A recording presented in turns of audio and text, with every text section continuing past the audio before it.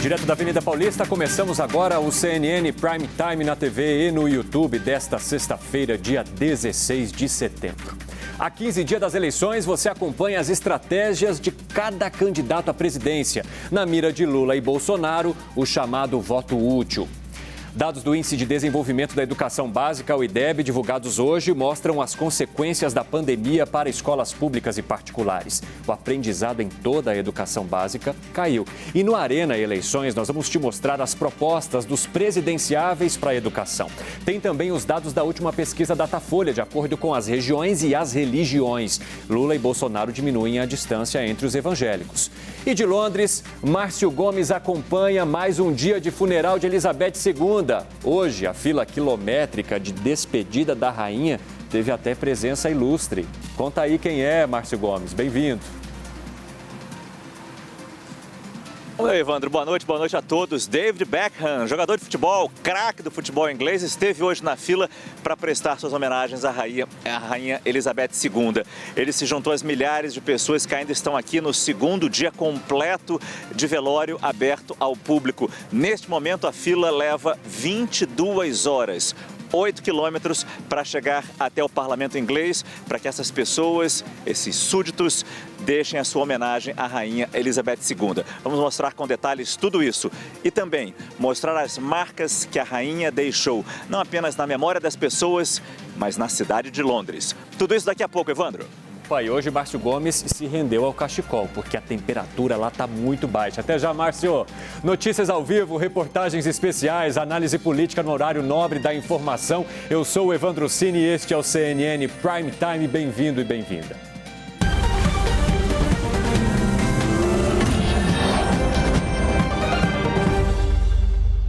E nós abrimos esta edição do CNN Prime Time já com a nossa Arena Eleições, de olho nas estratégias dos candidatos para a corrida presidencial. Faltando 15 dias para o primeiro turno, as campanhas dos líderes das pesquisas, Lula e Bolsonaro, apostam em diferentes estratégias nessa reta final da campanha.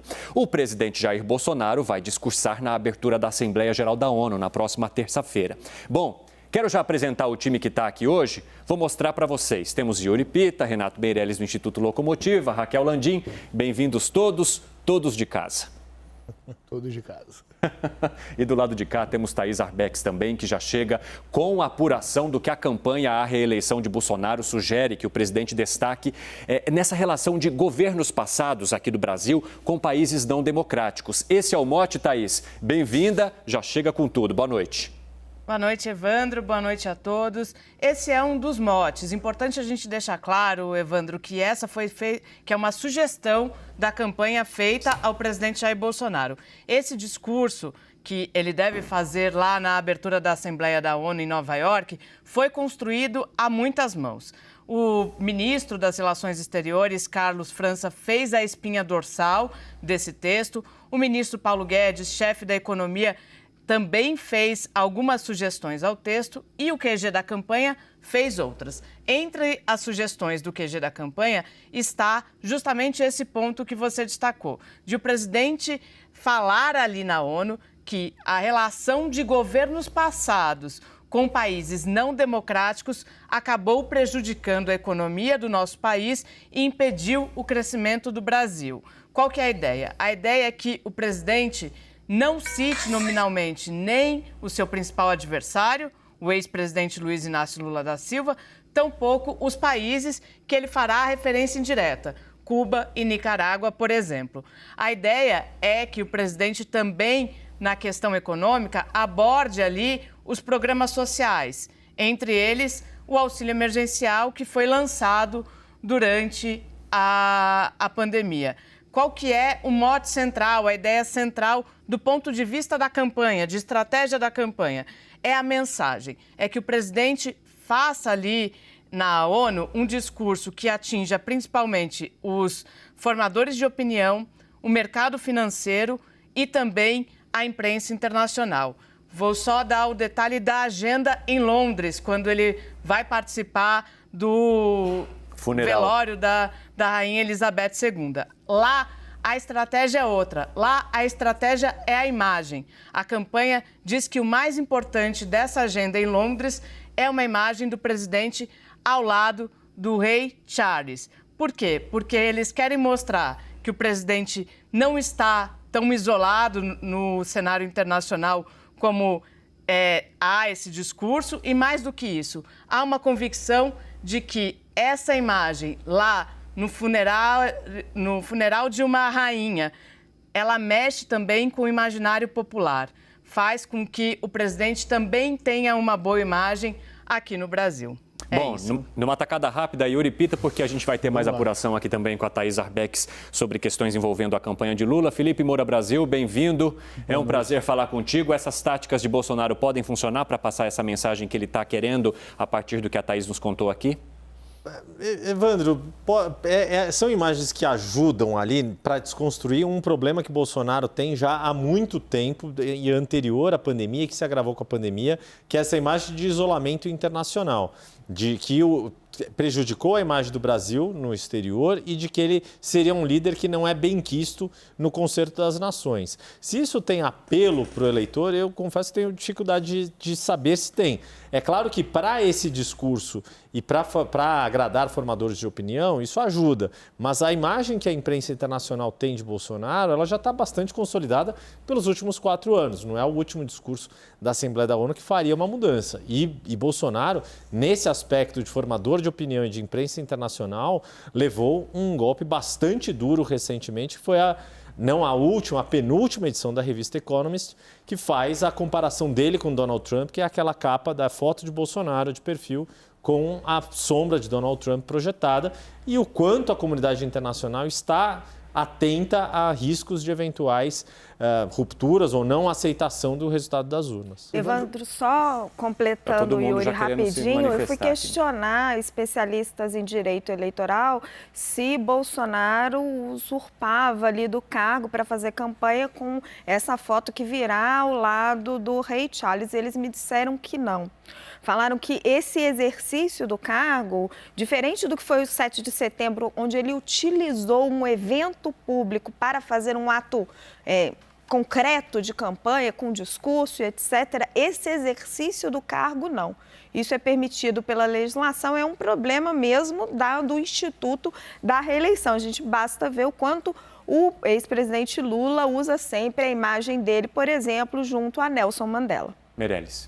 Rapidamente, sobre a apuração da Thaís, acho que tem 3 elementos importantes. Primeiro que, faltando 2 semanas para a eleição, o presidente da República vai passar quase uma semana fora, né? Então, isso não é uma decisão tranquila do ponto de vista da estratégia política e pode, entre outras coisas, significar o como que usar da cobertura internacional para melhorar a imagem deles. Pode significar uma viagem a Paris?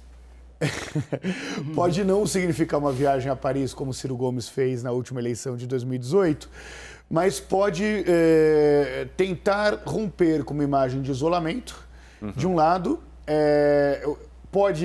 uma imagem de isolamento que pode dificultar qualquer tipo de questionamento às urnas eletrônicas, por exemplo, mas com relação ao discurso dele na abertura da Assembleia Geral da ONU, ele vai voltar a falar um tema que nós já dissemos aqui na CNN e pega para os eleitores nenéns, né? Nós falamos que tem 3 temas que de alguma forma prejudicam Lula. O debate sobre a corrupção e o segundo tema é exatamente a relação econômica com países como Venezuela, Nicarágua e Cuba. Não tem nada a ver com ser ditadura, não. Então, a constatação que fica é bastante clara, ou diferente do que pregam, a campanha do presidente Jair Bolsonaro faz pesquisa ou eles não desgrudam aqui da CNN, já falamos desse Renato, tema várias vezes. Mas ele fica uma semana fora do país, mas ele ganha uma exposição de mídia, né, usando o cargo de presidente enorme. Todo mundo vai cobrir o discurso do presidente na ONU. O meu ponto é esse. Quando eu me toquei que haveria discurso do Bolsonaro na ONU de novo, e eu me lembro dos últimos discursos que ele fez, da imensa repercussão midiática, me veio uma questão de fundo ainda, que é a existência da reeleição. Quer dizer, o presidente da República ele dispõe de diversos momentos de atenção, às vezes mundial, né? É claro que muitas vezes o discurso do presidente do Brasil não interessa a algumas outras nações, mas aqui se repercute demais e ele aproveita aquela exposição internacional para fazer um discurso para o eleitorado interno também. E a eleição foi aprovada aqui no Brasil, a época do Fernando Henrique, foi muito criticado por aquilo, e deu no que deu, né? Todo esse uso da máquina pública em benefício da reeleição. E só em relação a essas visitas, essa questão de fazer ali todos os acenos diplomáticos após a morte da Rainha Elizabeth, é bom lembrar que existe uma cartada para a oposição, porque durante a pandemia o Bolsonaro não visitou hospitais, famílias enlutadas, e agora morre uma liderança internacional, ele vai visitar. Lembra aquilo que a gente comentou sobre o BNDES, o Lula, quer dizer, dinheiro que era dos brasileiros, mas estava indo para outro país. Aí os brasileiros olham e falam, por que não está indo para a gente? Do dinheiro então, brasileiro. Ele está dando a solidariedade para outra liderança, mas não está dando para a população brasileira? Eu tenho uma pergunta para você, Felipe. Existe um risco, na sua avaliação, dessa ida para o Bolsonaro na ONU ser usada como uma comparação a outra ida dele na ONU, em que nós tivemos um ministro que não pôde sair que não pôde sair do país porque contraiu o Covid, o Bolsonaro que não podia entrar em nenhum restaurante porque não tinha comprovante de vacina. Existe esse risco, na sua avaliação? Disso ser retomado? Não desses mesmos erros, porque, pelo amor de Deus, mas desse novo momento levar com que a imprensa relembre as outras aparições dele nas aberturas da Assembleia Geral da ONU. Sem dúvida. Tudo que ele falou naqueles discursos, o último principalmente, foi bastante criticado. Todo esse contexto que você mesmo acaba trazendo de volta, tudo isso serve para esse lado pitoresco das atividades internacionais do Jair Bolsonaro. E sempre nessas viagens acontece alguma coisa que rende polêmica, né? Então pode ser que aconteça mais uma dessa vez. Vamos ver. Mas ele ganha uma exposição, ganha uma exposição de mídia, gente, muito relevante. O palanque para ele mandar as mensagens eleitorais dele é imenso. Total. E justiça seja feita, esse discurso de abertura da Assembleia Geral da ONU, que tradicionalmente é do Brasil, pelo papel que Oswaldo Aranha teve, ainda tem isso, etc., o Bolsonaro não é o único a fazer uso desse discurso. Também Dilma Rousseff, quando estava enfrentando o processo fez. Todo presidente acaba fazendo um uso para dar os seus recados domésticos por meio dessa tribuna internacional. E só dessa questão lembrei também, alguns colegas comentaram, acho que o João Paulo Charlot, que é um jornalista da área internacional, comentou recentemente, foi numa viagem para o Japão, quando assumiu o trono o atual imperador, Naruhito, que ele fez aquela foto comendo macarrão instantâneo no hotel, ou seja, tem um pouco dessa estratégia de imagem de Bolsonaro espontâneo e fora do establishment. Aí agora todo esse esforço para fazer parte do Concerto das Nações no funeral da... Tem a foto com pizza, né, do Bolsonaro. Então, a da pizza em Nova York, né? na última Assembleia da ONU, no ano passado. Porque ele não pôde entrar nos restaurantes. Exato. Eu acompanhei ele né? pela Folha na viagem à China e ele foi numa churrascaria brasileira. E não experimentou a comida chinesa. Mas aí ainda era uma churrascaria, né? Essa foto do macarrão instantâneo no hotel, né? Uma marca muito popular aqui no Brasil. Essa parte da viagem foi do Gustavo Uribe. No Japão, né? Então o Gustavo Uribe vai contar qual era o sabor do sachê do tempero do Bom, deixa eu macarrão. voltar aqui com a Thaís, que tem mais apuração também pra gente, sobre a campanha de Lula, que vai ao Tribunal Superior Eleitoral para contestar uma propaganda feita pela campanha de Bolsonaro que coloca que Lula seria mentiroso ao dizer que é inocente, Thaís. Explica melhor pra gente. Sim, Cine, qual que é a ideia? A ideia é que essa ação não só peça que essa propaganda seja retirada do ar, mas também peça o direito de resposta. O que eu consegui apurar? Que a campanha do ex-presidente Lula vai alegar ao Tribunal Superior Eleitoral que, além de conter informações desatualizadas a respeito dos processos de Lula, eles também vão dizer, por exemplo, que a delação de Antônio Palocci, que é usada um trecho nessa peça exibida ontem, ela foi excluída da ação de Lula. Então, são esses dois pilares que devem basear essa peça ao Tribunal Superior Eleitoral. Essa contraofensiva, é claro, é feita porque, de fato, mesmo dentro da campanha do PT, houve avaliação de que essa peça foi uma peça bastante importante, de impacto eleitoral bastante importante. E aí eu já trago também, Cine, um bastidor do QG de Bolsonaro. A Daniela Lima disse mais cedo, nos trouxe aqui no 360, que a avaliação dentro da campanha de que foi uma peça que teve recorde de interação. E o que eu consegui avançar? Consegui avançar que as pesquisas internas da campanha mostram que essa peça ela foi muito bem recebida, especialmente no eleitor indeciso. E qual que foi a percepção dessas pesquisas, as qualitativas, que o Renato conhece muito bem? Que o eleitor ele está muito propenso a olhar para essa temática da corrupção. Ela, na verdade, essa peça e essas pesquisas consolidam dentro da campanha a estratégia de que é preciso explorar cada vez mais esse tema, com um único objetivo, o objetivo de aumentar a rejeição do ex-presidente Luiz Inácio Lula da Silva.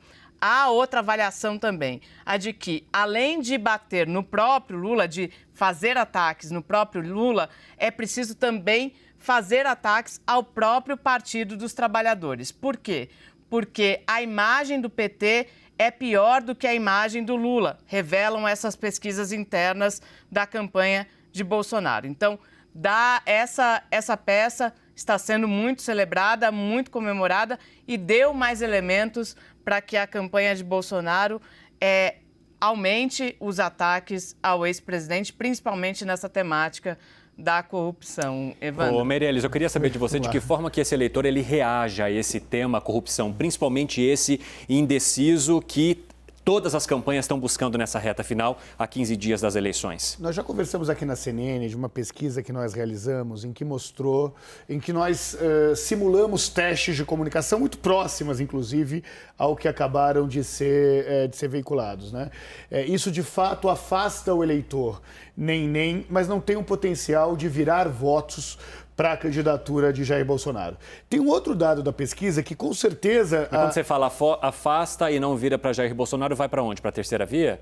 Pode levar a abstenção, pode virar nulo e, em terceiro momento, pode ir para uma terceira via. Mas, na prática, mais do que aumentar a rejeição, ele retarda o voto útil. Né, que é um movimento que a campanha do ex-presidente Lula tem que fazer. Ele garante o segundo turno. Essa é a estratégia. É essa a estratégia. Agora, tem um outro detalhe que, com absoluta certeza, saiu nessa mesma pesquisa que a Thaís falou e que foi pouco divulgado. O que leva àquela campanha que sistematicamente questiona os veículos de comunicação a usarem notícias de veículos de comunicação para atacar o ex-presidente Lula. É a constatação óbvia que nada do que saia da boca do presidente da República é crível dentro dos eleitores nem. Por isso que eles passaram a usar como recurso a mídia profissional, para colocar na voz da mídia profissional esses ataques que não estavam tendo credibilidade. Nessa hora ela fala a verdade. Nessa hora ela fala a verdade. Quando é sobre os outros. Eu destaquei isso no Twitter, tá perfeito o comentário do Renato. Eu tinha falado isso até do congresso que eu participei na terça-feira. Quando é sobre os outros. Quando o jornal... muitos militantes só admitem o jornalismo sobre o governo adversário.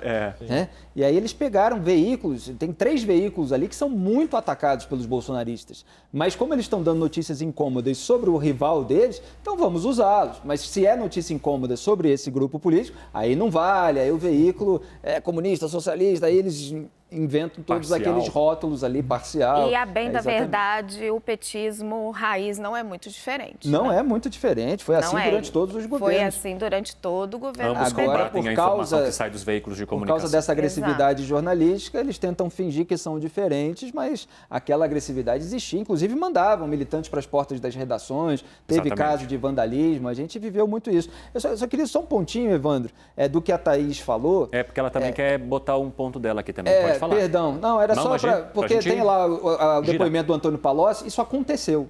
Isso é um fato histórico. O PT vai procurando brechas ali para tentar derrubar a exibição. Mas é preciso distinguir questões processuais e questões factuais. O candidato, na minha visão, ele pode explorar depoimentos que realmente aconteceram. Aí tem uma nuance aí que vai ficar para a justiça decidir. E em relação aos processos, tem lá no vídeo uma interpretação de que é como um criminoso que foi mandado para a delegacia errada, etc. Quer dizer, está mostrando que houve algum tipo de, na avaliação, manobra. Então, assim, tem uma história completa, mas é uma história com uma interpretação e com uma crítica. E até a justiça decidir, e até a justiça definir também, isso vai continuar sendo usado. E o vídeo assume que o problema processual existiu, né? Exatamente. Existiu um problema processual. É que o PT quer uma história mais bonita para ele. Se ele foi inocentado ou não, de fato, aquilo aconteceu. O interessante seria fazer agora aquela entrevista que nós fizemos com o Sérgio Moro aqui, a edição passada, para saber, afinal de contas, você concorda ou não concorda com o Bolsonaro sobre as questões processuais? Ele não respondeu. Bem, ele repostou o vídeo da campanha do Bolsonaro. Acho que um pouco da resposta a gente tem. Thaís Arbex, está com a mão levantada, está até doendo o braço, pode falar. 2 pontos só. Esse que o Felipe tocou a respeito do processo, o que eu entendi que a campanha do Lula vai tentar, é usar o argumento da questão do Supremo Tribunal Federal, de a segunda turma ter excluído essa delação daquele processo de Lula. Mas queria voltar na avaliação do QG de Bolsonaro, que vocês falavam agora há pouco sobre o segundo turno. Nessas medições, nas qualitativas, também ficou bastante claro que o dado mais importante é o que diz respeito a um cenário de segundo turno. Eles constataram que, a partir de assistir essa peça, o eleitor que poderia ficar em dúvida no segundo turno acaba dizendo que vai de Bolsonaro, não de Lula. Ô, Thaís, e o QG de Lula, hein? Quer furar uma bolha também? Pois é, Cine, quer furar uma bolha, quer tentar falar para aquelas pessoas que hoje estão majoritariamente ao lado do presidente Jair Bolsonaro, apoiam a candidatura do presidente Jair Bolsonaro. E há uma estratégia bastante clara para essa semana. O ex-presidente Lula vai dar uma entrevista ao Canal Rural para falar com o agronegócio. Essa estratégia vem sendo construída há algum tempo, principalmente desde a entrevista dele ao Jornal Nacional, em que ele se referiu à parte do agronegócio como fascista. Desde então, há um caminho para que ele falasse mais diretamente a esse público. Essa entrevista está prevista para a próxima terça-feira, será em São Paulo. Lula vai para a entrevista acompanhado do senador licenciado Carlos Fávaro, que é do PSD e que está auxiliando na elaboração do programa de governo em relação a esse tema. O que Lula deve trazer nessa entrevista? A ideia é que ele seja propositivo, que ele fale de projetos para o setor se for eleito presidente da República, que ele se paute muito por um programa de produção sustentável, que fale de investimento para aqueles produtores que têm responsabilidade ambiental, que fale de modernização, no campo, de uso de internet, de tecnologia, que fale de fato, faça uma fala propositiva. Na mesma semana, o que vai fazer o ex-presidente Lula? Deve dar uma entrevista ao programa do Ratinho, no SBT. Na quinta-feira está programado. Lula, a avaliação interna que, embora Ratinho seja mais ligado, tenha uma visão mais alinhada do governo Jair Bolsonaro, é importante para o ex-presidente falar com esse público de Ratinho no SBT. Então, 2 movimentos que querem furar a bolha na campanha petista. Em entrevista ao William Vac, o Lula também fez questão de separar aqueles produtores rurais que cometem irregularidades e que seriam punidos daqueles que trabalham corretamente para elevar a produtividade do país em várias de suas lavouras e produções, mas que a estes seria garantido o direito de sempre e a estes a punição que ele diz não acontecer até o momento. Mas eu queria saber, esse público é atingido de fato pela fala de Lula, Raquel? Na verdade, ali na entrevista ele quase escorregou, Ele disse, o agronegócio não gosta do PT porque sabe que no governo do PT não vai poder desmatar. E aí o William pergunta, então o agronegócio desmata? Ele fala, não, uma parte do agronegócio, etc. O que existe também, eu ouvi a mesma coisa que a Thaís, dentro do PT, uma iniciativa de tentar falar com esse agronegócio, mostrando que o setor nunca teve tanto crédito quanto nos governos do PT. Sim. Tentar sair mais da parte ideológica e mais para o bolso do agricultor. Aquela história, eles nunca ganharam tanto dinheiro igual no meu governo. Seja do pequeno, médio ou grande, Uma aposta em mais crédito subsidiado. Eu acho que é uma tarefa difícil, a gente sabe que é um setor muito pró-Bolsonaro. Agora, os dados do Datafolha na região centro-oeste, que é uma região majoritariamente agrícola, Exatamente. eles variaram muito de uma pesquisa para outra. Eu não sei, né, Yuri, se pela própria amostra que é muito pequena.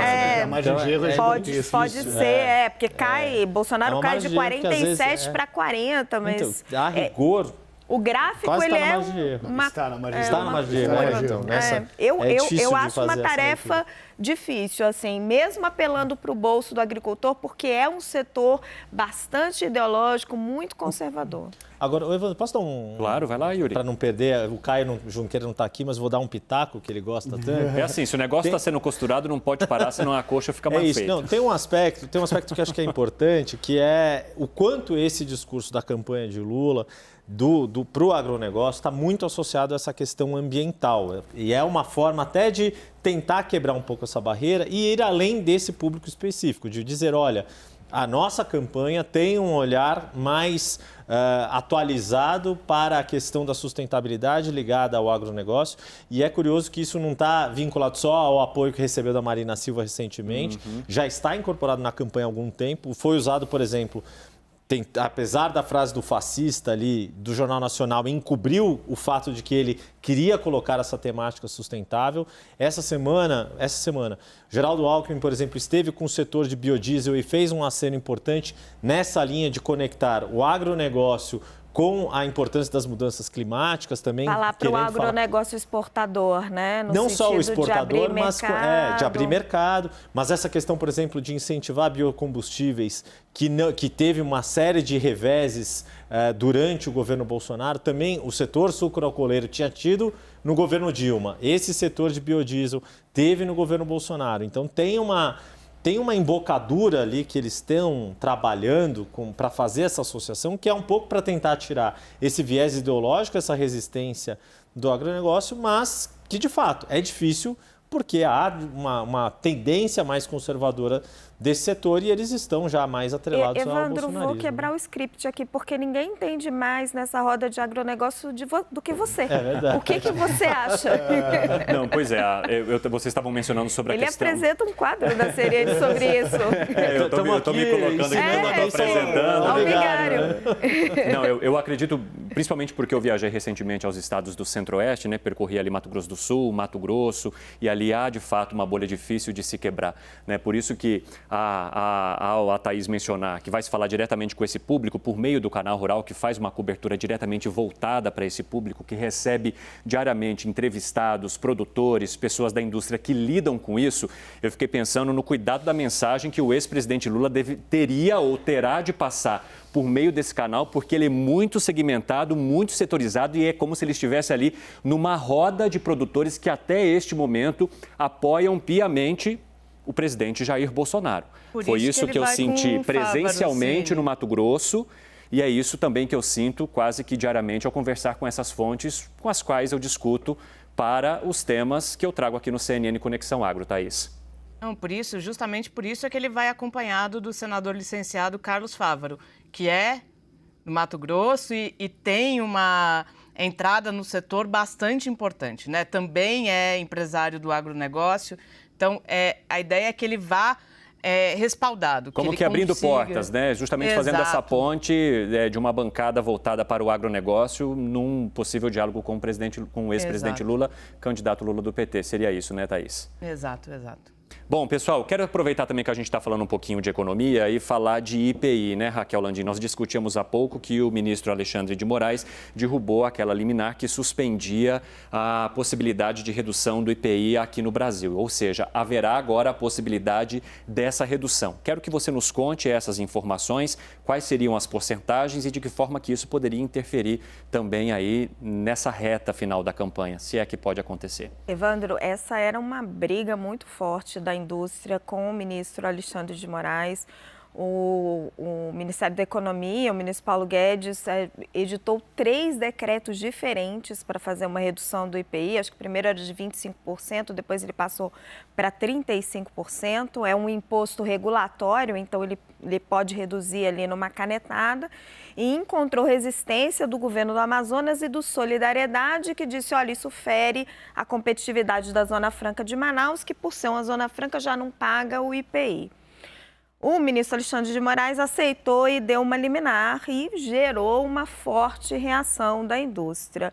Muita negociação entre Guedes e Moraes excluíram uma grande gama de produtos e agora Moraes retira a liminar. Quando você faz uma redução de IPI, é muito possível você ter impacto de preço, porque em alguns produtos, carro, por exemplo, o IPI tem um peso muito significativo. Eu não sei se, como esticou muito, né, a briga se prolongou, eu não sei se tem impacto agora para o primeiro turno, para um segundo turno, talvez. Agora, certamente, é um impacto muito positivo para o presidente Jair Bolsonaro junto ao setor industrial e ao setor empresarial, que já estava pendendo mais para ele. E o ministro Guedes, ele durante todo o mandato, ele tinha durante todo o governo, né, que ele não tem mandato, quem tem mandato é o Bolsonaro.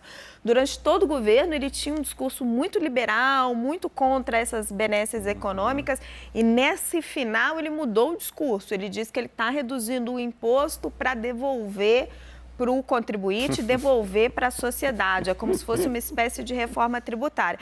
Mas para a indústria, que sempre demandou esse tipo de coisa, eles ficam, né, animados. Raquel, só um aspecto político. O Guedes convenceu o Moraes a fazer alguma coisa? Porque senão o Bolsonaro vai escalar o Guedes toda hora para lidar com isso. Olha, eles conversaram muito e negociaram ali passo a passo. Foram 3 decretos para poder ver quais produtos iam ser excluídos e o que atendia o ministro Alexandre de Moraes. O ministro Paulo Guedes tem uma interlocução interessante no Supremo, viu? Ele cultiva, a Thaís pode falar mais disso, mas ele cultiva bastante essa interlocução lá. Eu ia perguntar para você, Thaís, de que forma que essa decisão tira algum peso das costas agora de Moraes, ou como que foi essa articulação? Conta um pouquinho mais para nós. Felipe, essa conversa foi uma conversa de bastante tempo. Foi uma conversa quase de formiguinha.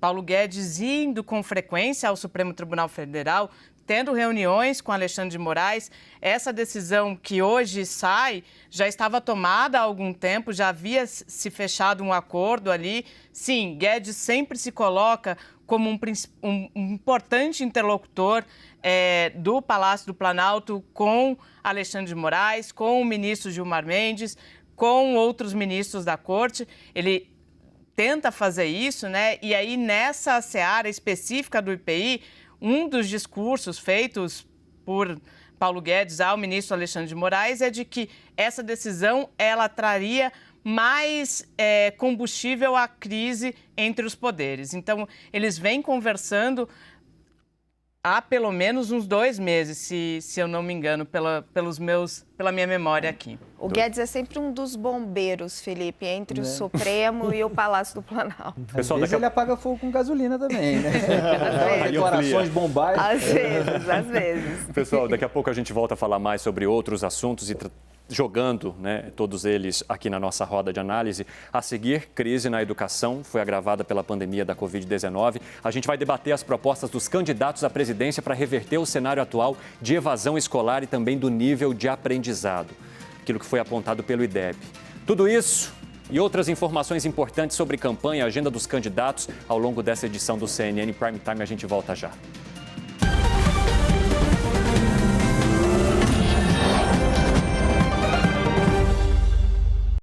6h32 da noite, o CNN Prime Time está de volta com nossa Arena Eleições e foi divulgado hoje os dados do IDEB, o Índice de Desenvolvimento da Educação Básica, que compreende as redes de ensino público e privado. É a primeira divulgação dentro de um cenário pandêmico e também depois do auge da crise sanitária.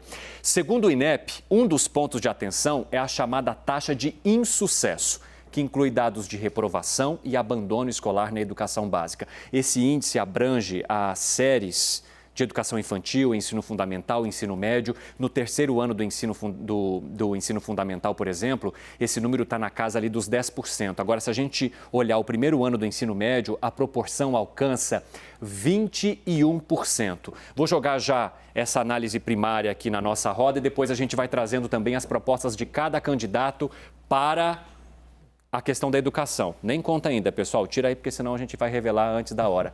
Vamos lá. Yuri, hoje eu conversei e vi até um artigo que foi publicado pela Priscila Cruz, do Todos pela Educação, e ela falou que é preciso se trabalhar em 3 frentes, principalmente quem for assumir agora a presidência a partir do ano que vem. Cuidar do corpo, coração e mente, ou seja, garantir que os alunos sejam acolhidos na escola com alimentação, mas com um acolhimento humanizado também nestas escolas, recompor as aprendizagens que foram perdidas durante a pandemia e ter um plano sistêmico, que é colocar todos no mesmo bolo. Governo federal, estadual e municipal trabalhando para recuperar o que se perdeu. O que mais que você traz? Essa definição da Priscila é muito do que deveria ter sido feito durante a pandemia e praticamente não foi. E isso o IDEB deixou muito claro hoje. Um dos aspectos que mais preocupam os educadores, falei com o pessoal da Fundação Lehman, do Instituto Natura, além do Todos pela Educação, também teve publicação aí de diversos outras organizações, e isso foi dito também por alguns dos gestores que estavam na divulgação do INEP, como o secretário do Espírito Santo, Vitor de Ângelo, que preside o Conselho dos Secretários Estaduais. O que acontece? Você teve, por exemplo, essa distorção dos dados, ela é muito grave porque houve em 2020 uma alta aprovação automática, que era a determinação ali que foi dada pelo Ministério da Educação, só que a retomada foi muito desigual. Caótica, né? Então, tem estados, os estados que voltaram primeiro, o Vitor de Ângelo colocou isso, os estados que voltaram a reabrir as escolas primeiro, retomaram com mais antecipação a normalidade da aprovação ou reprovação. Aqueles que deixaram para abrir mais tarde, ou seja, prejudicaram mais o conteúdo a ser oferecido, ficaram mais bem posicionados na questão da aprovação, por exemplo. Mantiveram a aprovação automática por 2 anos seguidos. Isso ficou muito evidente na apresentação de hoje e isso acaba causando essa distorção que os especialistas falam para ter cuidado. Mas tem um aspecto que é muito crucial e vai ter um problema para quem assumir, seja presidente, sejam os governadores e para os futuros também prefeitos atuais e próximos, que é o dado relacionado aos alunos do 2º ano da educação fundamental, que é terrível. Mais do que dobrou a quantidade de crianças nessa fase escolar que não consegue ler nem uma palavra sequer. Isso é muito, muito grave. É cerca de 4 em cada 10 crianças dessa faixa etária que não sabe ler uma única palavra. Yuri, é muito, eu também muito queria duro. chamar a atenção para um outro dado, acho que é 5º ano. Matemática. Os alunos do 5º ano de matemática retrocederam quase 10 anos sim. nas notas no aprendizado. O Brasil já é um país que na rede pública trabalha muito mal a matemática. São os professores generalistas, né, que trabalham o ensino fundamental, então a matemática já não é o forte. Então, assim, foi um resultado desastroso. Eu conversava também mais cedo com a Cláudia Costinha, nossa especialista em educação aqui na CNN. Era um resultado, infelizmente, que já era esperado pelos especialistas em educação, mas ele é muitíssimo preocupante e chama a atenção que ele pode ser ainda pior do que os números estão mostrando. Porque como houve essa aprovação automática, isso influencia no IDEB. Por isso, até que é melhor a gente até olhar para as notas que os alunos tiveram. E mesmo nas notas, como o ensino público voltou depois e parcialmente, provavelmente, as crianças de condição socioeconômica menor sequer chegaram a fazer essas provas. Então, até a nota, esse retrocesso de quase 10 anos, uma década que a gente está falando, pode ser ainda pior. Eu estava vendo aqui que 38,9% dos estudantes, mostrou o IDEB agora, do 5º ano em matemática, sequer sabem identificar figuras geométricas, que são questões que são passadas muito ali no início, né, da formação do estudante, da alfabetização, quando está se falando assim. Então, são crianças que têm entre cerca de 10 e 11 anos que sequer conseguem identificar, e a gente está falando de quase 40%. Pois é, Evandro, você sabe que eu estava relendo Joaquim Nabuco, o mais influente dos abolicionistas brasileiros, Rui Barbosa, nas últimas semanas, e eu me deparei com um problema de educação. E é mais triste quando a gente vê que essas questões agora estão agravando problemas que já são muito antigos no Brasil e que nunca são resolvidos. Então você vê lá na segunda metade do século XIX, o Rui Barbosa, que foi jurista, advogado, deputado, senador, ele era presidente, ele era relator na Comissão de Instrução Pública na Câmara dos Deputados. E aí ele emitiu um parecer em que tinha lá o diagnóstico da educação nacional e falava, somos um país de analfabetos, a instrução está muito aquém do nível científico que tem que ser atingido. Estava esculhambando praticamente o nível da educação nacional. E o Joaquim Nabuco criticou aquele parecer, dizendo que no Brasil a gente se preocupa demais com os efeitos e não com as causas.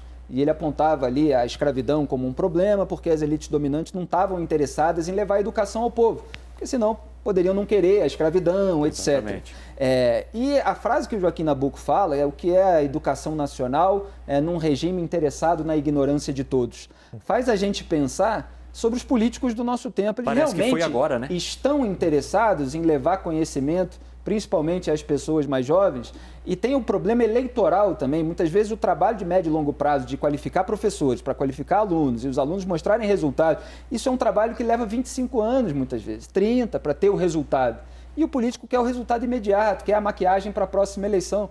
Então a gente vê esse problema crônico, recorrente. Claro que tem muita gente interessada, muitos estudiosos, muita gente que participa desse debate, dando a sua contribuição, mas é triste quando a gente vê esses resultados. Thaís Arbex, quer falar? E somado a isso, ainda tem um fato que acho que é o que mais chama atenção. Acho que vários recortes que a gente pode fazer desses dados. Esse que a gente está destacando na nossa tarja, que é o índice de abandono durante a pandemia, principalmente nos níveis do ensino médio.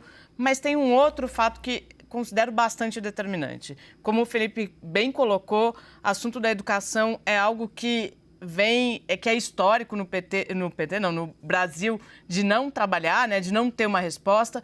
E mais do que isso, o que a gente discutiu durante todo esse período e a gente vem discutindo há muitos anos, não só na gestão Jair Bolsonaro, mas é um tema recorrente a algumas eleições. A discussão sobre educação de identidade de gênero, sendo que isso é completamente lateral, nos mostra o IDEB. O que as crianças precisam? Elas precisam aprender a ler, precisam fazer contas.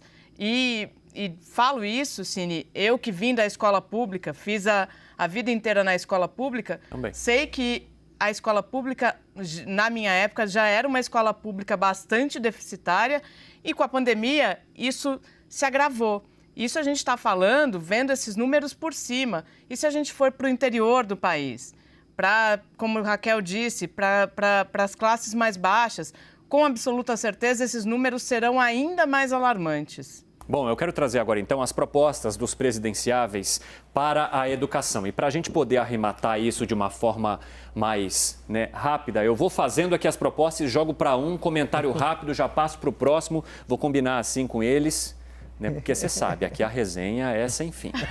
Vamos começar com o Lula. Fortalecer a educação pública universal a partir da integração entre União, Estados e municípios, estabelecer programa de recuperação educacional junto com o ensino regular, priorizar um projeto de educação que dialogue com o desenvolvimento nacional. Meirelles, falou muito aqui, Lula? Falou nada, né? Vamos lá. Isso daí é a mesma coisa de um supermercado fazer propaganda falando que está em oferta. Basicamente, temos o preço mais barato. Alguém já viu um supermercado falar que tem o preço mais barato? O que é necessário ser dito é como será recuperado esse atraso. Nós fizemos um estudo muito interessante com a PwC, com a PricewaterhouseCoopers, que diagnosticava dois fatores, né? O primeiro é que existe uma correlação direta com o abismo digital. Ou seja, os estudantes menos conectados tiveram uma evasão escolar maior e menor condição de aprendizagem. Imagina que hoje 6 de cada 10 estudantes só têm o celular como único device de acesso. É verdade. Imagina escrever a fórmula matemática, Raquel, com um polegar. Eu estou lá fazendo uma fórmula matemática, estudando matemática. E não é que é um celular de última geração, né? Não é nem o celular do Peter. Nós estamos falando daquele celular de segunda mão que é comprado. E não tem, além do device, muitas vezes não tem antena, por exemplo, nas favelas. Tem um outro aspecto que é o contraturno. É necessário cada vez mais, para se recuperar esse atraso perdido, ter uma política clara de contraturno, né? Que é como se fosse uma aula de reforço. Mas é um pouco do que ele fala ali no programa de recuperação educacional junto com o ensino regular. O Lula está investindo muito, e a Simone também, nessa educação integral, que, segundo os especialistas, é um caminho muito interessante, não só para recuperar o atraso da pandemia, mas como um projeto educacional. E mais do que isso, é também para garantir com que as mães, que muitas vezes não conseguem trabalhar porque não têm onde deixar os seus filhos, consigam trabalhar. Porque, objetivamente, você nunca viu um homem deixar de trabalhar porque não tem onde deixar a criança. Né? Esse é, infelizmente, uma realidade ainda das dominante no país. Bom, vamos para a próxima agora. Vamos ver as propostas, então, aqui de Jair Bolsonaro, é isso? Vamos lá.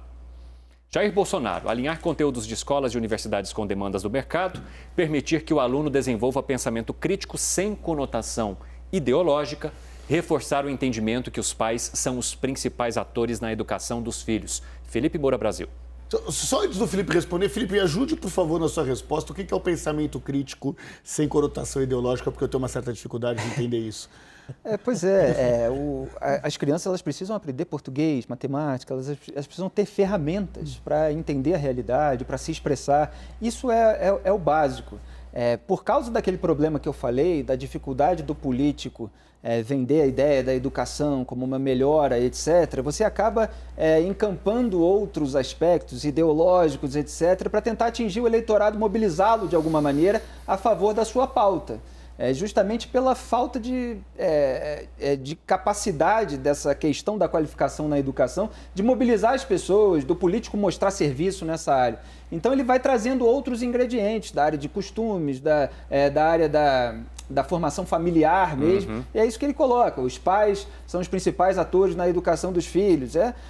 Assim, a gente está debatendo o sistema de ensino, mas aí sempre se fala disso. Não, mas a educação vem dos pais, etc. Mas você, como presidente da República, você vai cuidar de questões administrativas, né? Porque às vezes a gente ouve a propaganda, o discurso eleitoral e fala, essa candidatura é a presidente mesmo? Porque a função do presidente isso aqui tem a ver, talvez, com a educação domiciliar? O tutor familiar. Também, sem dúvida. Porque é uma forma também meio por baixo dos panos de dizer, atores na educação dos filhos, a questão do projeto de se ensinar o filho em casa. Isso aí é um reflexo do que foi o governo dele, que foi um desastre na educação. Para falar bem claro. Você tem um momento melhorzinho agora com esse novo ministro, que está tendo um viés um pouco técnico, mas assim, os especialistas em educação são unânimes em afirmar, incluindo a Cláudia Costin, que não pode ser acusada de ser petista, certo? Trabalhou para os governos do PSDB. O governo do presidente Jair Bolsonaro em educação é um desastre. É um dos principais críticas do setor privado em relação a ele, porque a educação, além de ser fundamental para o futuro das nossas crianças, é fundamental também para a produtividade da economia e para a formação da força de trabalho. Evandro, a gente combinou que só um ia falar para o candidato, mas eu sou meio desobediente. E eu converso com eles no intervalo, eu aviso, eu chego pertinho, eu falo de uma forma assim delicada, mas não tem jeito. E olha que a gente nem detalhou os escândalos. Olha que eu tenho o próximo. Nem falou dos escândalos. Não, eu falei só tecnicamente. Importantes aí. Só tecnicamente. A primeira é papel dos pais educar os filhos. Pois bem, 7 de cada 10 pais da baixa renda estudaram menos do que os filhos. São eles que vão educar os filhos? Se 7 de cada 10 pais das classes C e D estudaram menos do que os filhos... Mas está falando educar ou ensinar aqui? As duas coisas. Uma coisa é educação moral. Nós estamos falando da escola, do ponto de vista... Mas será que a gente pode sempre relacionar a educação moral também à educação que os pais tiveram? Não, isso também não estaria relacionado a valores? Crítica de questionar. Porque é uma questão meio complicada de se entrar, porque a gente pode falar em valores também, não só em educação formal. Mas isso é capacidade crítica, de poder questionar, inclusive, isso. E não é à toa que defende a educação domiciliar, porque o fato não é no domicílio. O que está por trás disso já foi dito explicitamente por várias expoentes do atual governo, que é, por exemplo, possibilitar com que a escola, ao invés de ser um ente público, seja feito em igrejas. Aí aquele pensamento crítico se perde. Bom, vamos agora então para Ciro Gomes, para a gente trazer um pouquinho das propostas dele para a educação, pessoal. Desenvolver metas de aprendizagem a cada ciclo de ensino, incentivos financeiros para escolas e professores que alcançarem bom desempenho, estimular competências socioemocionais dos alunos. Yuri Pita, com você. Bom, deixa eu olhar de novo aqui, deixa eu pedir uma ajuda, porque eu estou longe aqui do telão, está mais... Incentivos financeiros para escolas e professores com bom desempenho, estimular competências socioeconômicas, desenvolver metas de aprendizagem a cada ciclo. Acho que, assim, o que o Ciro tem a seu favor? O fato de contar com a expertise do Ceará, que de fato, na parte de ensino fundamental, o período do ensino fundamental, o Ceará é a referência em políticas públicas na área de educação, especialmente ali a cidade de Sobral, mas isso foi extrapolado para o Estado. Se a gente pensar em ensino médio, Pernambuco se tornou a referência na rede pública. Então, nesse aspecto, esse discurso de Ciro tem muita conexão com isso e ele tem falado, eu ajudei a construir o sistema de educação do Ceará, que é referência desde Sobral. Então, nesse aspecto... E foi bem, inclusive, nesse debate esse é um também. Assunto que, não, o Ceará é a referência... Foi exemplo. No ensino fundamental.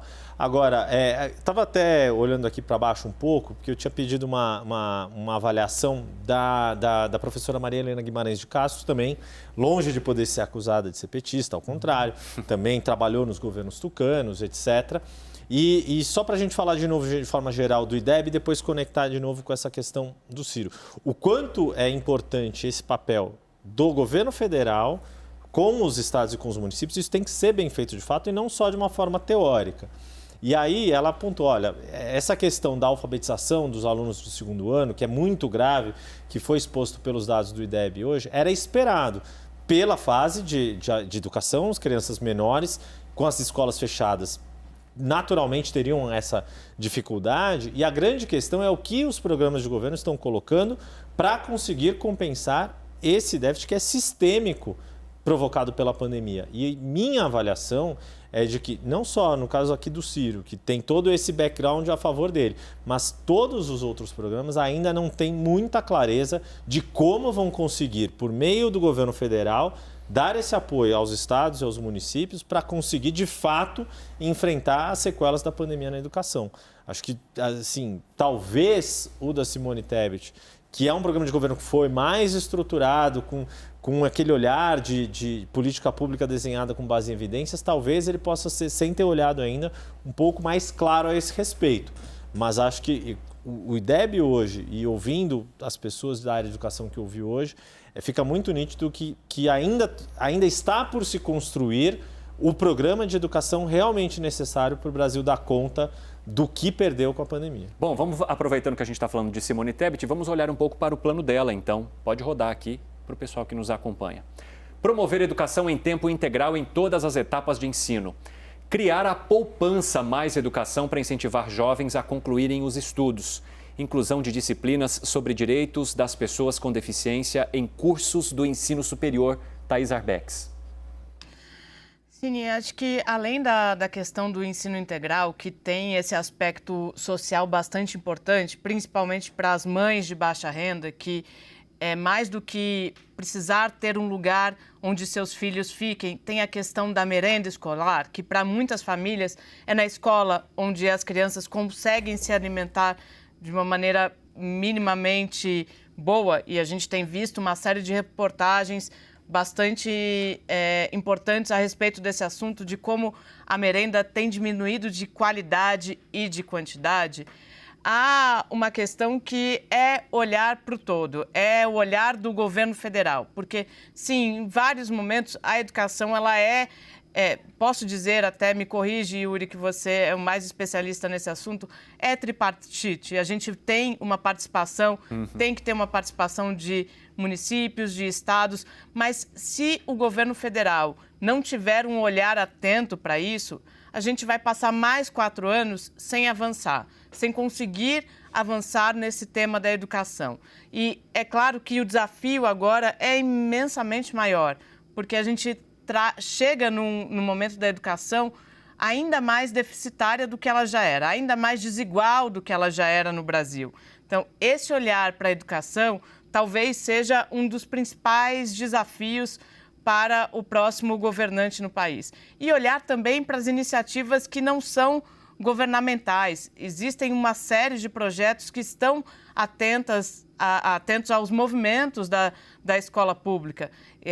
Vou até fazer propaganda de um que chama Quero na Escola, que conecta estudantes da escola pública com pessoas que estão dispostas dispostas a levarem conhecimentos específicos para aqueles alunos. Porque a gente sabe que há uma defasagem de conteúdo já que é o conteúdo obrigatório dentro da escola pública, mas há ainda mais uma defasagem em relação a conteúdos outros que essas crianças, esses adolescentes não têm acesso. Bom, eu preciso ir para o intervalo, mas eu só Vai. queria falar dessa questão da poupança rapidamente com você, Raquel, porque me chamou muita atenção você criar uma forma de pagamento para incentivar os alunos. Isso foi uma sugestão do Todos pela Educação. Você dá uma espécie de bolsa para os estudantes do ensino médio para evitar que eles abandonem a escola porque precisam trabalhar. A evasão é um dos principais problemas do ensino médio. Bom, propostas colocadas, análises feitas e a seguir, nós trazemos os recortes por região e religião da pesquisa TV Globo, Datafolha para a Presidência da República, claro, com toda a análise. E também as últimas informações da despedida da Rainha Elizabeth II, direto de Londres, com Márcio Gomes. Fala, Márcio. Oi, Evandro. Hoje tivemos astro de futebol mundial aqui na fila para prestar sua homenagem à Rainha Elizabeth II. Muita gente na fila, fila recorde neste momento e frio também. Ainda vamos mostrar com detalhes a viagem do rei Charles III a mais um país que compõe o Reino Unido e mostrar também a marca que Elizabeth II deixou não apenas na memória das pessoas, mas também na cidade de Londres. Prime Time volta em instantes.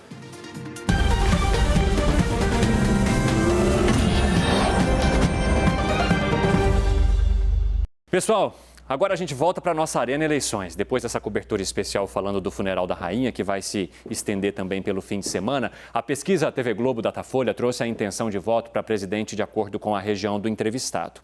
Então eu vou para cá, porque o Yuri Pita, onde que vai ser? Vai ser aqui no... Vai ser aqui? aí no Ledão. Então eu fico e você vem. É isso aí. Nosso...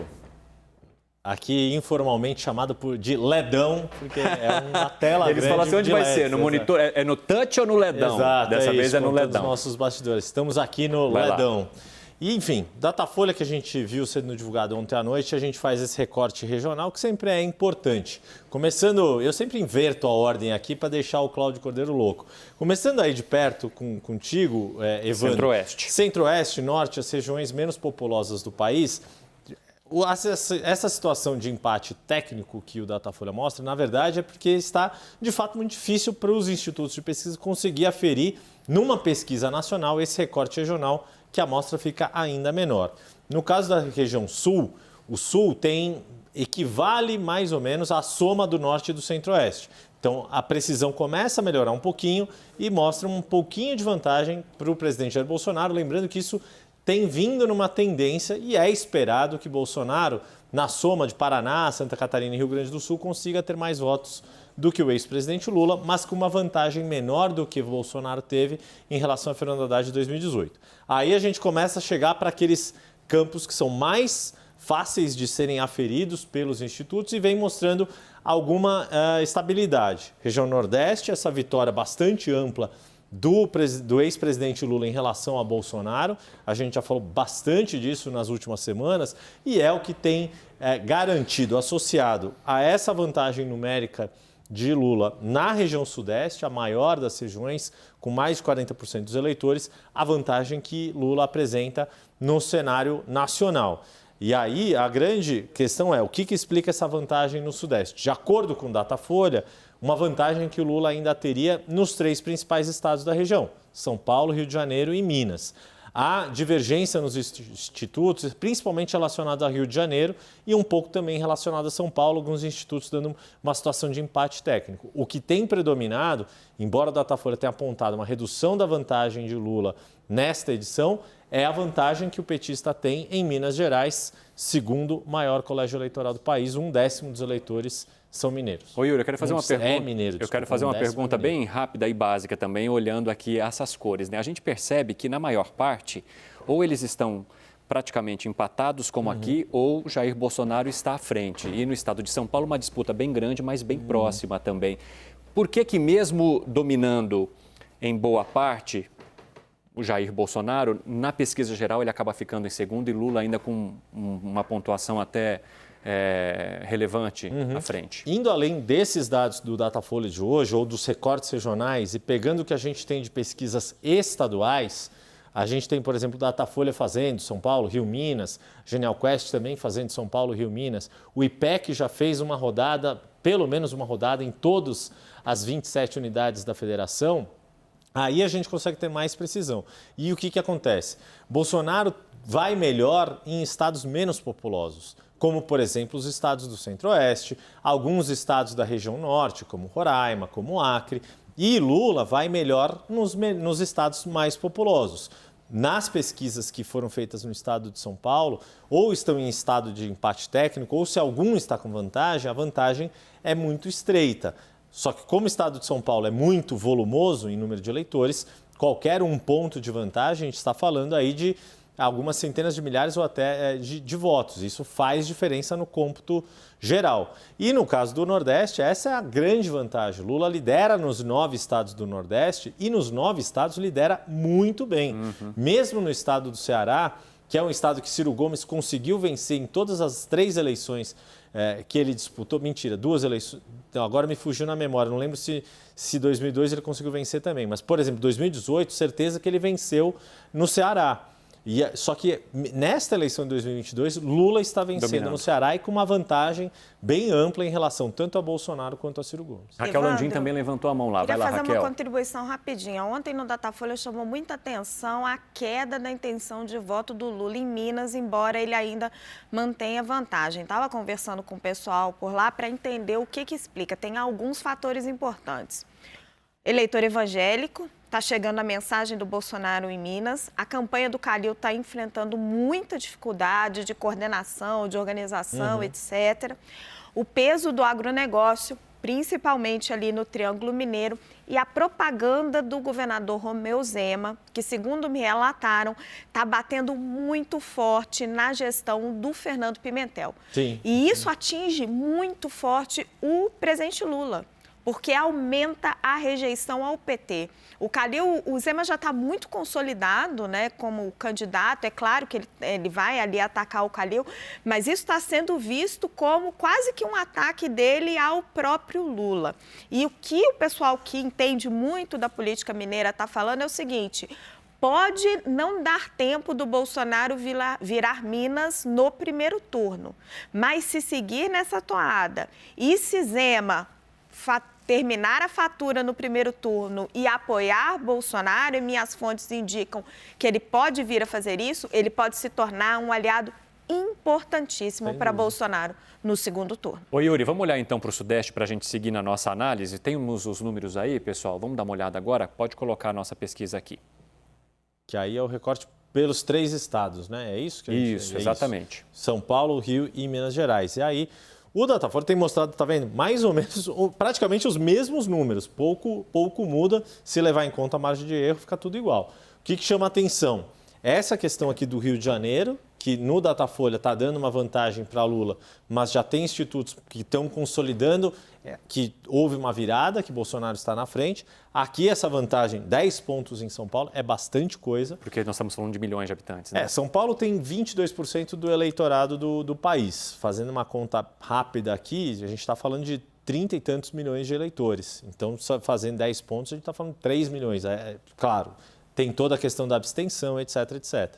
E aí, Minas Gerais, que a Raquel mencionou, que ainda essa vantagem de 10 pontos ainda dá um conforto, mas essa situação política de Romeu Zema, o quanto ele passou a fazer muito mais ataques ao PT, embora não fale de Bolsonaro, mas reafirmando uma identidade antipetista, tem esse duplo efeito.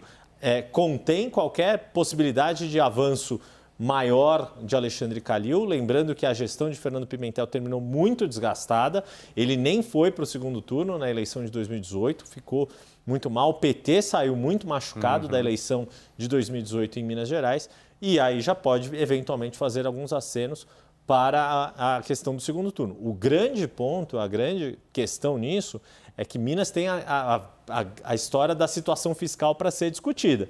Aí ele vai comprar a briga com o favorito da eleição, ou ele vai apostar com tudo que Bolsonaro pode ser reeleito no segundo turno, ou ele vai preferir Ou ele será mineiro. Ou ele será mineiro, exatamente. Façam suas apostas. Isso tem que esperar para ver, porque vai ser um dos movimentos políticos mais importantes para 2022 e 2026. Acho que tem uma questão chave aí, é que se teremos ou não segundo turno em Minas. Porque se não tivermos segundo turno em Minas Gerais, é bem provável que ele fique quieto esperando que não acho, Renato. Vá acontecer. Normalmente a gente não concorda, mas não tem problema também. A gente... Ainda é um pouco incógnita, né, Raquel? Sim, mesmo na campanha bolsonarista, eles não têm certeza de se o Zema vai apoiar. Ninguém tem certeza, mas a minha terra... Conheço bem o povo lá. Só estou dizendo que não há certeza na campanha. Existe no empresariado mineiro, no establishment mineiro, um bolsonarismo muito forte. E o Zema é fruto desse establishment. Ele mesmo é muito antipetista. E eu acho que ele vai, eu acho que ele pode mergulhar fundo na campanha no segundo turno. Vai lá, Meirelles. Você disse que se ele fechar a fatura no primeiro turno, ele fica quieto. Eu acho que ele não vai ganhar nada. Objetivamente, do ponto de vista estratégico, eleitoralmente, ele não ganha nada, podendo se indispor com o futuro. Eu acho que ele ganha, porque ele se posiciona, e eu ouvi isso de um dirigente do Novo. Ao apoiar Bolsonaro e se posicionar contra Lula, a despeito de qualquer retaliação, ele se posiciona como um novo líder da direita. Ele não vai poder ser acusado de ter ficado em cima do muro. Mas talvez torcendo para perder. Porque aí ele vira o líder da direita, que tem o meio de ação, que tem o governo, com o Bolsonaro fora do poder, fazendo oposição, eventualmente, ao governo federal. Quer dizer, existe essa hipótese, mas é claro que é tudo uma incógnita. Agora, são dois alertas para a campanha do Bolsonaro no Rio de Janeiro e em São Paulo. Cláudio Castro, pelo Datafolha, parou de crescer, está envolvido num vários escândalos de corrupção consecutivos aí, do CEPERJ, do Washington Reis, que era o vice, agora o Alan Tornovski, o ex-secretário de Polícia Civil, que foi preso. Hoje saiu vídeo de uma delação premiada de um empresário falando do próprio Cláudio Castro, envolvendo ali num pedido de 2 contratos serem transferidos de subsecretaria para o ex-prefeito, para o então prefeito, né, Marcelo Crivella, em troca de voto, e aí nesses 2 contratos tinha sujeira envolvida. Tudo isso está pesando, e o Marcelo Freixo fazendo uma campanha anti-bolsonarista, associando o Cláudio Castro a ele, da mesma forma que o Rodrigo Garcia, em São Paulo, associa ali o Tarcísio Freitas ao bolsonarismo e está explorando o episódio do Douglas Garcia, da intimidação à jornalista, e o vídeo hoje, né, do Tarcísio pedindo apoio ao povo de Alagoas para Fernando Collor de Mello, o ex-presidente empichado, representante ali daquele centrão ao qual Jair Bolsonaro se aliou.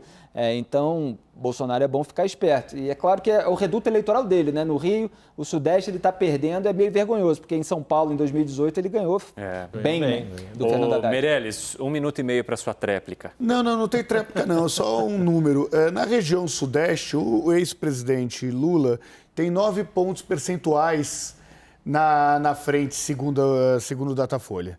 Isso equivale a 6 milhões de votos. Né? Então, é muita gente para mudar em 15 dias. Thaís Arbex, quero te ouvir também sobre essa situação aqui no Sudeste do país, tão importante para as campanhas que lideram hoje as pesquisas. Evandro, ontem a gente já falava aqui da demanda dos aliados do ex-presidente Lula em Minas para que ele voltasse ao Estado pelo menos mais 2 vezes antes do primeiro turno.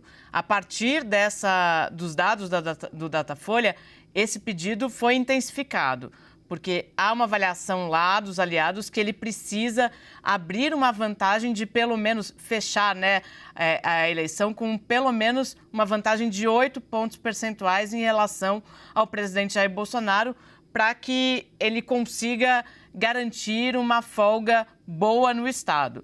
Há, sim, essa percepção lá dos aliados de Lula, de Bolsonaro crescendo, de que essa campanha...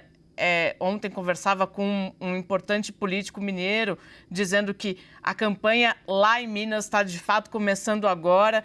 Então, essa reta final, na avaliação dos aliados do PT lá, é muito importante. E aí há essa demanda para que Lula volte, embora a gente saiba que o que a campanha quer? A campanha quer se concentrar em São Paulo, especialmente no interior paulista. E aí levar Geraldo Alckmin, fazer com que ele faça aquele giro tradicional dele, onde ele é muito bem conhecido e transita muito bem. Cine. Vamos falar agora de região para religião. Vai lá, Yuri. Vamos lá. É um cenário já consolidado também, mas importante da gente mostrar como essa clivagem é muito forte, né? Entre os católicos, que são maioria na amostra do Datafolha, um pouco mais de 50%, também Lula tem a maioria, 51 a 28. Nos evangélicos, que está um pouco abaixo dos 30% dos entrevistados pelo Datafolha, a vantagem de Bolsonaro quase passando praticamente metade, né? 49%. Lula cresceu um pouco aqui? 32. Deu uma leve reduzida na vantagem de Bolsonaro, mas dentro da margem de erro. Então, quer dizer, está consolidado, isso está muito claro. A gente tem falado de tantas pesquisas e muita gente está confusa porque acha que todas as pesquisas tinham que dar o mesmo número e não vão dar o mesmo número. O estranho seria se todas as pesquisas dessem o mesmo número. Mas tem alguns elementos em comum em todas as pesquisas. Esse aspecto religioso é comum em todas, não há divergência nenhuma. Pode ter, a intensidade pode variar um pouquinho, mas é um fato que entre os evangélicos a campanha de Bolsonaro está muito bem consolidada essa vantagem e vai ter. Aí você me pergunta, o que significa isso em números de votos? A gente não tem como precisar, porque tudo é na base de muita estimativa de qual é o universo de eleitores evangélicos atualmente, etc. Mas essa questão, da mesma forma como a questão da renda explica maior voto para Lula entre os mais pobres, mais votos para Bolsonaro entre os mais ricos, a religião também é... Os apoiadores do Bolsonaro acham que o número dele está subestimado, Yuri. Dizem que o pessoal não responde pesquisa. Tem falado muito disso. Quem circula na base evangélica ali diz que é pelo menos 70%. Quem está no dia a dia das igrejas. Aí estou trazendo só um relato que eu escuto com recorrência. 70% dos evangélicos não respondem pesquisa? Não, 70% dos evangélicos estariam com Bolsonaro. Ah, entendi. Aí é daqueles números também que é sempre importante a gente lembrar, né? Que a gente não tem como aferir ali depois da eleição, porque ainda bem o TSE não mede renda, não pergunta a religião das pessoas. Meirelles, vai dar para a gente entender um pouco do peso disso aqui para as campanhas? Sim. Nós fizemos um estudo comparando o quanto que cada instituto de pesquisa está dando de penetração aí entre os evangélicos. Esse número varia de 26% a 32%, ou seja, o quanto do total dos eleitores que efetivamente seriam um quarto a um terço evangélicos. O fato é que se você pega do cenário com menor número de evangélicos para o cenário de maior número dos evangélicos, o impacto disso na pontuação geral é de 1 ponto percentual e meio. Ou seja, mesmo pensando numa possibilidade muito baixa, outro pensando na possibilidade lá em cima, não altera efetivamente no valor total, no resultado final aí dos eleitores. Vai aproximar, vai jogar Bolsonaro um pouquinho mais para cima, mais próximo de Lula, mas não vai ser suficiente para fazer qualquer tipo de inversão. E se a gente jogar religião dentro de região, em que local que temos cada público favorável a cada candidato aqui? Olha, essa pergunta é Te ferrou, hein? Quer uma ajuda? Eu falo pelo meu Rio de Janeiro. É o quê? Evangélico mais no Rio de Janeiro, católico mais no São Paulo? O que a gente tem? No Rio de Janeiro, eu sei que tem muito evangélico. O Cláudio Castro está focando muito sua campanha. Ele tem aquele histórico de movimento católico, mas é apoiado pelos pastores evangélicos que apoiam Bolsonaro também. Marcelo Freixo tem uma rejeição muito grande e essa rejeição fez o Marcelo Freixo perder várias eleições, tanto para prefeito quanto para governador. Então esse eleitorado é muito forte. Veja que mesmo com os escândalos sucessivos de corrupção, delação, etc., o Cláudio Castro continua ali com uma base muito sólida. Ele não caiu, ele permaneceu. Então, no Rio eu sei que funciona bem. Renato pode falar melhor das outras. Tem duas questões que a gente tem que levar em consideração. Eu prometo que na segunda-feira, no próximo, eu vou trazer a distribuição dos evangélicos região por região. Me comprometo aqui no ar. Mas tem dois aspectos importantes. Assim. O primeiro é que quanto mais pobre, maior a penetração de evangélicos. Por esse raciocínio, deveria ter mais no Nordeste. Mas por que isso não acontece?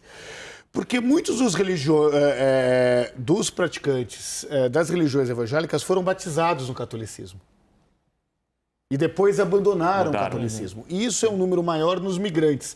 Por exemplo, 5,5 milhões de imigrantes nordestinos que moram aqui no estado de São Paulo, de pessoas que nasceram no Nordeste e moram aqui. Então, em números absolutos, sem medo de errar, a maior parcela dos evangélicos está na região Sudeste, até pelo próprio tamanho que a região Sudeste tem. Mas eu prometo que na segunda-feira trago proporcionalmente a penetração de evangélicos. Yuri, quer complementar? Pode ser uma coincidência e não uma relação relação causal, né? Não uma causa e efeito, mas de fato, em estados, por exemplo, como o Rio de Janeiro, que tem mais evangélico, que o Felipe mencionou, e estados que, nas entrevistas para os institutos, os eleitores se identificam mais como católicos, como Minas Gerais, a gente nota essa diferença. Minas, Lula vai melhor, Rio de Janeiro, Bolsonaro vai melhor. Thaís Arbex, há também uma estratégia de ambas as campanhas para tentar atacar um ao outro em relação à religião e fazer com que não se perca esses números que já foram consolidados aqui nas pesquisas? Sim, a estratégia que a gente tem visto da campanha do presidente Jair Bolsonaro já é bastante clara, né? Muito naquele discurso do bem contra o mal, de perseguição às igrejas evangélicas, mas há uma novidade, que agora é tentar falar com esse eleitor católico, que está, como o Datafolha mostra, majoritariamente declarando voto no ex-presidente Lula. A estratégia é a mesma, é de falar que Lula vai perseguir as igrejas católicas, é colocar novamente o discurso do bem contra o mal.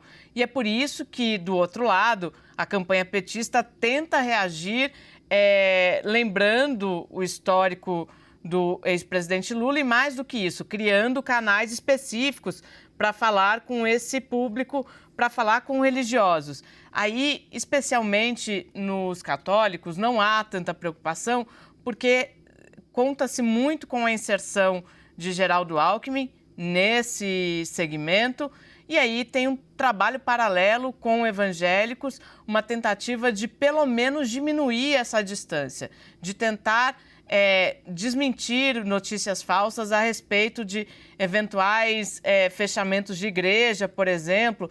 Conta-se muito, Cine, com o trabalho do próprio André Janones, que é evangélico, é da Igreja Batista de Lagoinha, lá de Minas Gerais, de Belo Horizonte, onde Bolsonaro esteve com Michele Bolsonaro. Então, essa estratégia também passa por ele, que tem uma boa inserção nas redes sociais e também dialoga com esse público. Agora, só para a gente amarrar esse bloco aqui sobre pesquisa eleitoral e jogando um pouco para as questões regionais, Meirelles, Raquel, mencionou que, até pela quantidade populacional, a maioria dos evangélicos ou a maioria dos católicos estaria aqui no estado. As campanhas regionais também estão muito intensas atrás desse público aqui no estado de São Paulo? Atrás do público evangélico? Evangélico e católico, por religião, eu digo.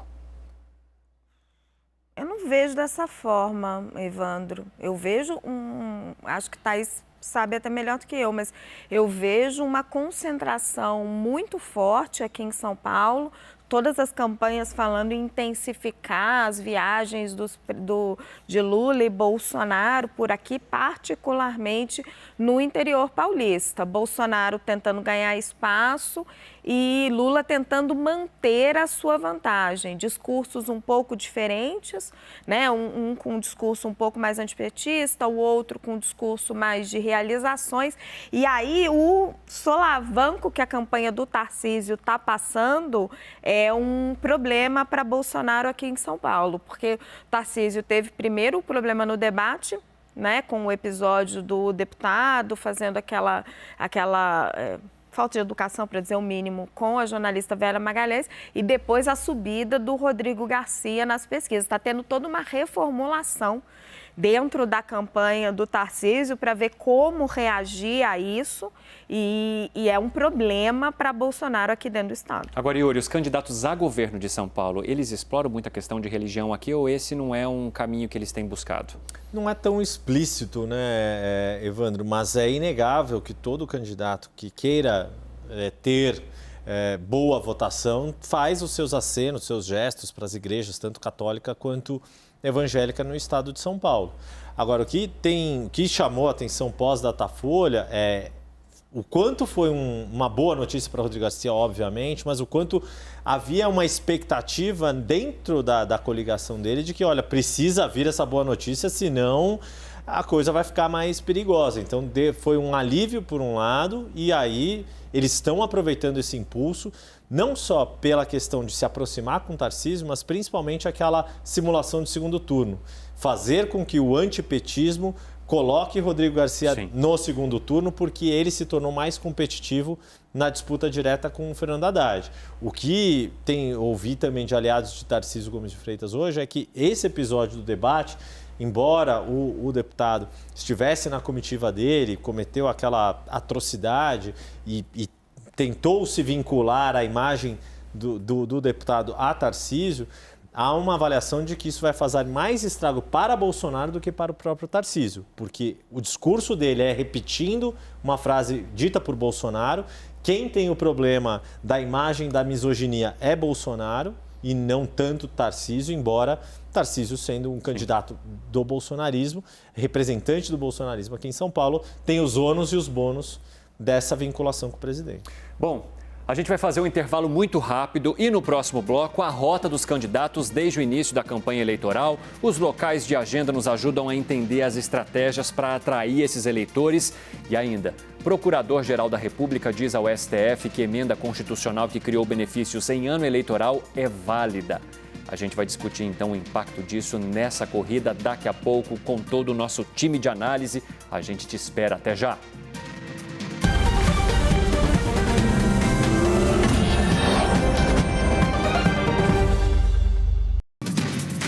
O CNN Prime Time está de volta, é muito bom ter a tua companhia por aqui. Vamos falar um pouco agora da agenda dos candidatos nesta sexta-feira, dia 16 de setembro.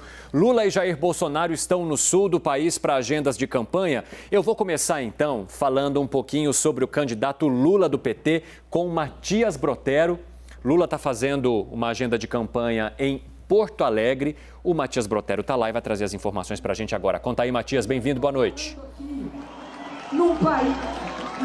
Boa noite, Evandro. Boa noite a todos vocês que nos acompanham na CNN. Neste momento, a gente acompanha aqui um comício do candidato Luiz Inácio Lula da Silva. Neste momento, a ex-presidente Dilma está falando, o Lula está sentado. Mais cedo, o candidato concedeu uma coletiva de imprensa em um hotel aqui na região central de Porto Alegre. Lula pediu voto e falou sobre propostas que deve adotar caso seja eleito. Ele disse, por exemplo, que revogará todos os decretos de sigilo de 100 anos, disse que o indígena terá que ser ministro no país e que não permitirá desmatamento ou garimpo ilegal. Ao mesmo tempo, o ex-presidente Lula disse que é necessário fortalecer a agricultura familiar e que empresários responsáveis não querem fazer as coisas erradas porque sabem dos altos custos financeiros de fazê-lo. Lula disse ainda que o que aconteceu com o IDEB é uma vergonha nacional e que se o presidente visse o que a criançada come, ia passar vergonha com a merenda escolar.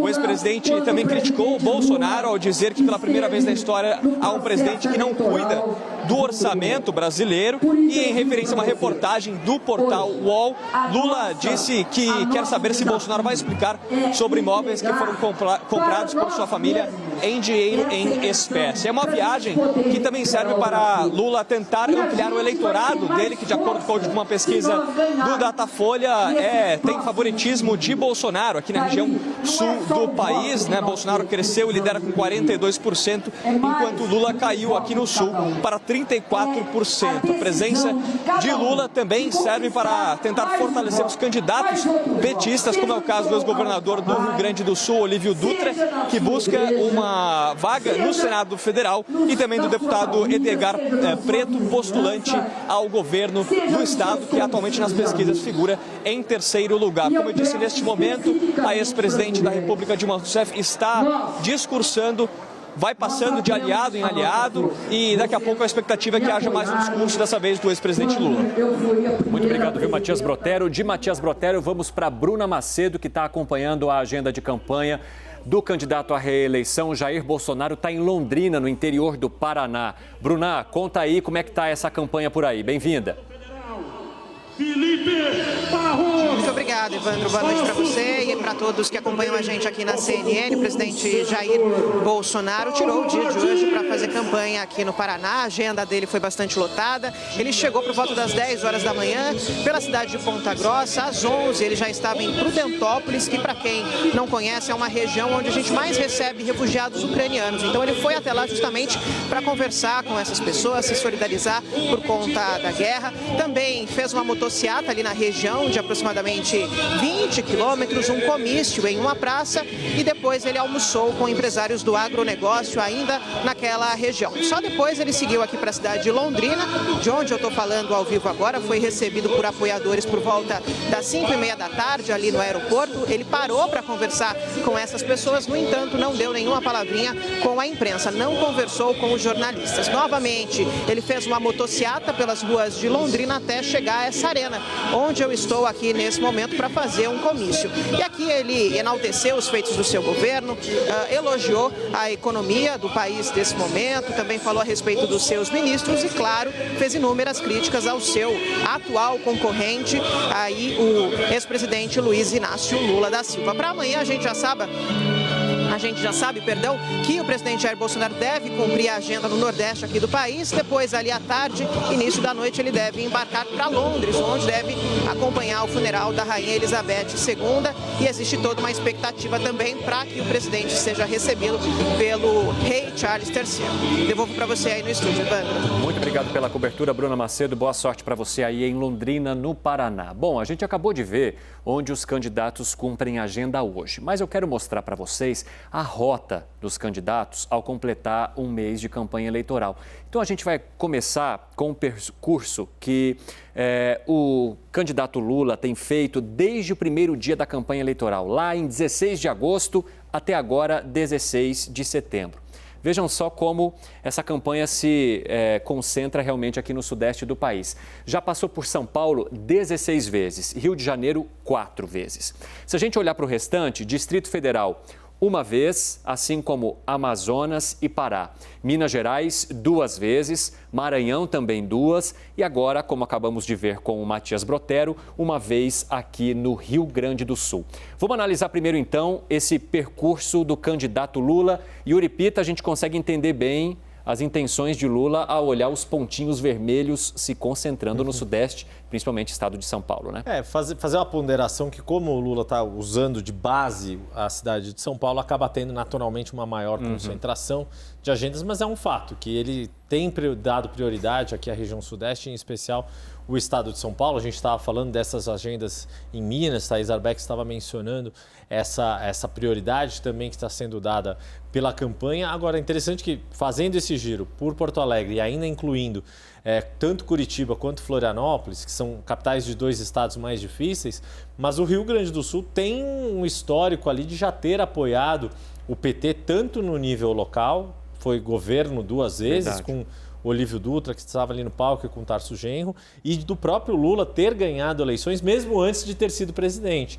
Ele foi o mais votado, por exemplo, em 98, em parte até impulsionado pelo companheiro de chapa na época, que era Leonel Brizola, mas tem um histórico aí, tem um vínculo forte. O PT, apesar de ter sido desgastado em 2014 com a Lava Jato, mas tem um vínculo forte com o Rio Grande do Sul e uma base que está tentando se reorganizar. Hein? Tem 2 coisas interessantes, Yuri. Primeiro, que o quanto que a estratégia da esquerda abriu mão de Manuela Dávila na campanha do Rio Grande do Sul. Manuela Dávila, que foi várias vezes deputada federal muito bem votada, e deputada estadual muito bem votada, foi candidata a vice do Haddad na última eleição presidencial e que ficou de fora da disputa eleitoral.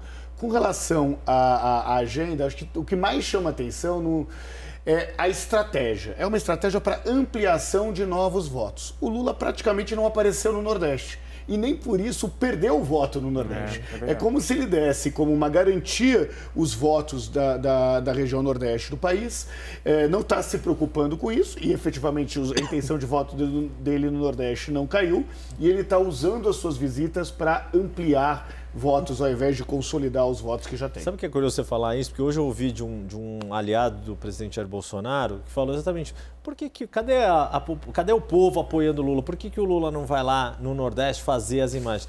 Como também isso revela a diferença de estratégia de imagem de campanha. O quanto para Bolsonaro é importante, e aí você vai reforçar isso com a agenda dele, o quanto para Bolsonaro é importante produzir essas imagens, que o extremo maior, né, foi o 7 de setembro, com grandes multidões, São Paulo, Rio, Brasília, mas o quanto a lógica é essa imagem, o ícone do candidato apoiado, levando multidão à rua, e o quanto para Lula isso é diferente o caminho, embora, claro, queira fazer comício com tem um público razoável aí em Porto Alegre. A gente faz um recorte de um mês da campanha, porque, enfim, é o início oficial, mas essa campanha começou faz tempo, né? Sem dúvida. E eu me lembro do presidente Lula em Salvador, com várias agendas no Ele foi para Pernambuco. Exato, eu acho que ele, como esse voto está muito consolidado, ele foi por esses lugares previamente, para deixar para a reta final aqui o Sudeste. Ele foi no lançamento de candidaturas aos governos também, né? No Ceará, quando deu ali o racha do grupo que lançou Roberto Cláudio, que é o grupo de Ciro Gomes, e o do PT, que era do ex-governador Camilo Santana, ele foi para lá para lançar o Eumano de Freitas. Que está performando muito bem que lá. É um estado que vai ser interessantíssimo de acompanhar do jeito que local. o Felipe gosta. Gosto com emoção. Só queria chamar a atenção para 2 detalhes que a gente viu nas imagens. O discurso de Dilma Rousseff, lá no Rio Grande do Sul. Ela tem casa lá em Porto Alegre, foi para onde ela foi, inclusive, depois do impeachment. O Lula geralmente esconde em outros lugares, mas acho que ali no Rio Grande do Sul, de repente, ela ainda tem entrada. Ele foi praticamente impelido a fazer alguma crítica ao governo dela quando passou por Sabatina. E na imagem do Jair Bolsonaro em Londrina, o Paulo Eduardo Martins, do lado dele, coladinho, é candidato ao Senado. Pelo Paraná, está em 3º lugar. Álvaro Dias e Sérgio Moro disputando o 1º lugar. O Paulo Eduardo Martins, que é o candidato do Bolsonaro, está atrás tentando subir. Bom, falando em Jair Bolsonaro, vamos ver a rota do presidente desde o início da campanha lá em 16 de agosto. Ele cumpriu a agenda em Brasília 18 vezes, como vocês podem acompanhar ali. Se a gente olhar para São Paulo, 11 vezes. Minas Gerais, também 2 vezes, assim como o candidato Lula. Rio de Janeiro, 4 vezes. Maranhão e Tocantins, 1 vez cada, em 2 cidades em cada estado.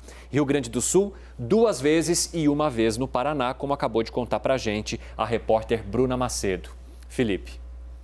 Perdão, me desconcentrei aqui, Evandro. Distrito Federal, Tocantins... o trajeto do Bolsonaro... Isso, o trajeto do Bolsonaro. Minas Gerais 2 vezes, assim como o candidato Lula.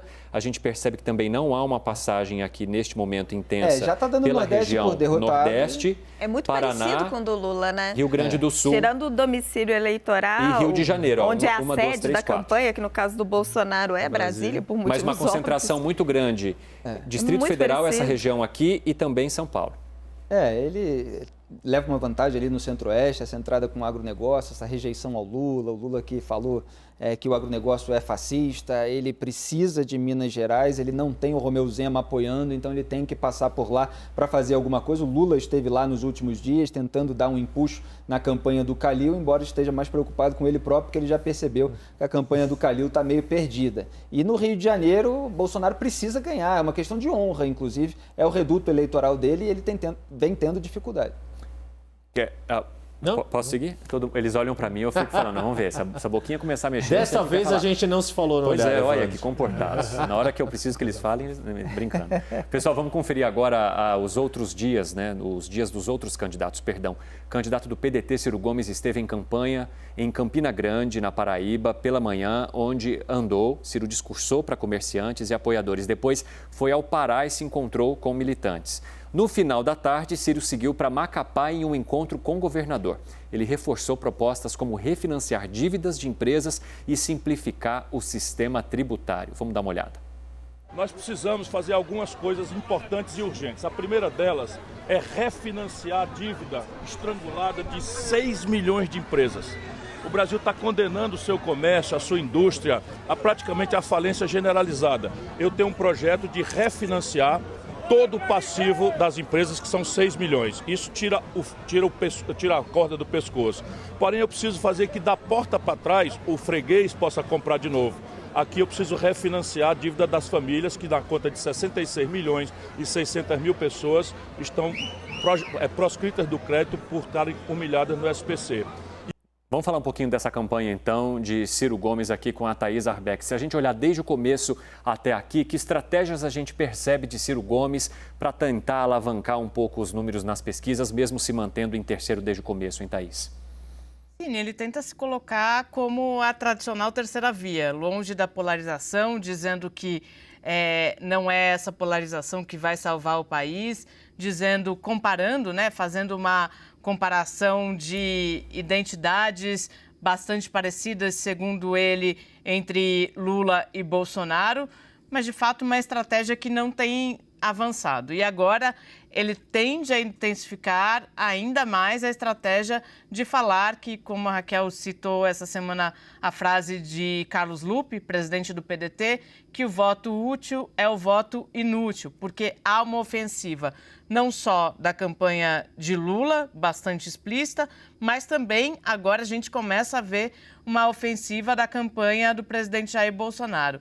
O interessante é que desde o debate da Band, na campanha do presidente Jair Bolsonaro, se criou uma percepção de que Ciro era um personagem importante para a campanha de Bolsonaro, que ele poderia ser também alguém que tirasse voto do ex-presidente Lula. Então, essa estratégia de Ciro agora é tentar sobreviver. E o que eu tenho ouvido muito aqui em Brasília, principalmente nessa semana, é uma percepção de que Ciro tende a ficar cada vez menor. Há quem aposte, inclusive, e eu deixar claro que essa não é a minha avaliação, a avaliação de políticos com os quais eu tenho conversado, é de que Tebet pode terminar essa eleição à frente de Ciro Gomes. Eu acho que, inclusive, essa é a avaliação até do Renato Meirelles agora. Bom, deixa eu falar então da agenda. Peraí. Segura essa aí. Não vem rindo, não. Eu quero então falar da agenda de Simone Tebet para jogar essa pergunta que a Thaís fez ali para o Meirelles. Pela manhã, a candidata do MDB encerrou a agenda no Nordeste com uma visita ao Mercado Reviver, no Centro Histórico de São Luís. Da capital maranhense, Tebet embarcou para Brasília, onde visitou à tarde a Feira dos Goianos, em Taguatinga. A candidata do MDB falou que, se eleita, vai resgatar o turismo interno no Brasil para gerar emprego e renda. Vamos ver. O Brasil não conhece a sua própria história. Um povo sem passado, sem cultura, não tem condições de ter futuro. Nós precisamos resgatar o turismo interno no Brasil. É o que aquece a economia, é a indústria que menos polui, que mais gera emprego e renda na mais diversidade econômica. E é isso que nós queremos para o Brasil. Uma reforma tributária que tire os impostos, que incentive o turismo local, que faça com que o turismo possa ser o grande gerador do emprego e da renda que hoje está faltando para a população brasileira. Renato Meirelles, com essas propostas, Tebet pode ficar em frente, então, ou passar do Ciro Gomes? A Thaís rindo. Né? Quem bate, né? É aquela história, aquela velha história. A grande chance da Simone passar Ciro Gomes é o Ciro Gomes ser Ciro Gomes. Né? No sentido de dar um tiro no próprio pé. Então tá fácil, né? Então não é uma coisa impossível assim de acontecer. Mas acho que dificilmente a Simone chega a 5% do total de votos, tá? Não estou falando de votos válidos, que a Simone chega a mais do que 5%. Ambos devem desidratar na reta final. Ou seja, o que vai definir no limite, Evandro, se teremos ou não teremos segundo turno, é se o Lula conseguirá os 6 milhões de votos que faltam para ele ganhar no primeiro turno. E isso vai depender da capacidade que Ciro e Simone terão de reter ou não reter os seus eleitores. Quero trazer mais um assunto aqui para a nossa análise antes da gente terminar o nosso Arena Eleição. O Procurador-Geral da República, Augusto Aras, defendeu a emenda constitucional que ampliou e criou benefícios sociais. Em uma manifestação, Aras afirmou que o Supremo Tribunal Federal deve rejeitar ações que questionam a chamada PEC dos benefícios. O STF analisa pedidos do Partido Novo e da Associação Brasileira de Imprensa que contestam a emenda feita em ano eleitoral. Para o Procurador-Geral da República, os benefícios foram feitos diante do estado de emergência decretado por causa do aumento do preço do petróleo e os impactos sociais. E essa exceção justifica a legalidade da medida. Vou começar contigo, Felipe Moura Brasil. A gente sempre sabe para onde pende a Procuradoria-Geral da República sob Augusto Aras. Em alguns casos ele deixa para Lindor Araújo, porque já estava tendo um grande desgaste, mas ela também é alinhada ao Palácio do Planalto, também vem pedindo ao Supremo Tribunal Federal para que não avance em investigações sobre Jair Bolsonaro, pandemia, etc. E esse caso é mais um, né, Raquel? A gente teve um furo de todas as regras fiscais, eleitorais, para que houvesse esse aumento do Auxílio Brasil de R$400 para R$600, às vésperas da eleição. Agora, no Congresso Nacional houve muita cumplicidade também, o que acabou facilitando que fosse legitimado numa hora dessa. A lei eleitoral, ela é muito clara. Você não pode criar programa novo às vésperas da eleição, e foi criado, né, o bônus taxista, o voucher caminhoneiro, etc. É muito questionável você fazer um aumento deste tamanho no Auxílio Brasil na lei eleitoral. Esse estado de emergência que o Augusto Aras defende é um puxadinho, porque a guerra da Ucrânia foi no início do ano, isso seria justificado nos primeiros 30 dias. Então, assim, tecnicamente, o que deveria ser a postura do procurador-geral, deveria ser uma avaliação técnica, é injustificável. Politicamente é o que o Felipe colocou, a oposição avalizou isso daí, então, enfim. Por oposição, entenda-se os petistas também, né? Sim, sempre bom registrar. No Senado apenas José Serra votou contra, acho que não dá para esquecer. Bom, fazendo um bate-bola aqui, quero saber de você também, Thaís Arbex, avaliação sob o olhar do Supremo Tribunal Federal. Esse eu ainda não vou me arriscar a dar. Já dei placar aqui, mas esse eu ainda vou ficar devendo. Não sei se é um assunto que o Supremo Tribunal Federal vai derrubar neste momento. Não sei se há alguma disposição para isso, Cine, porque a gente sabe que a gente está começando uma nova gestão de Rosa Weber, uma gestão que talvez ela lide com a pauta com um olhar técnico, mas que tem também uma percepção política bastante importante. Alguns assuntos, por exemplo, já estão definidos que ficarão para depois da eleição. O mais explícito deles, mais importante deles, é o orçamento secreto. Então, não sei se é algo que o Supremo vai entrar agora. Quando a PEC foi aprovada, lá atrás, um importante senador que faz oposição a Jair Bolsonaro me disse a seguinte frase: Thaís, estamos reféns, não tinha como não votar a favor. Raquel lembrou, o único a votar contra foi José Serra. Então, esse sentimento de refém eu um pouco replico neste momento. Posso pedir bem rapidinho, só que eu acho que um ponto importante, até no 360 mencionei isso, fazendo um paralelo, por exemplo, com aquela discussão que a gente teve do piso nacional dos enfermeiros.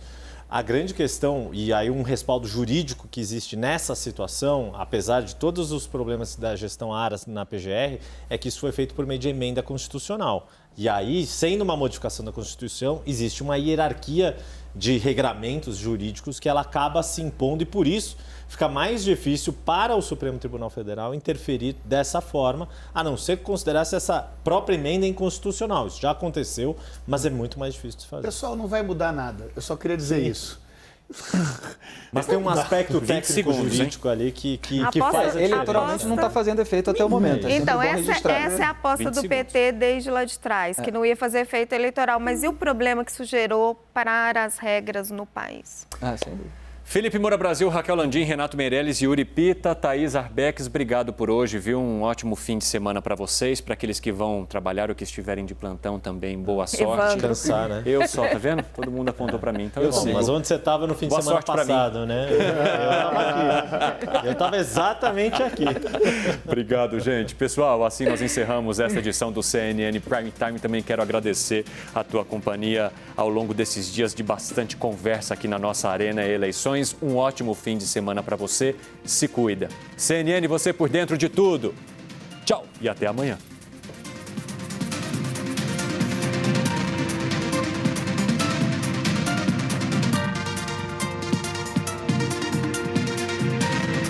CNN Prime Time.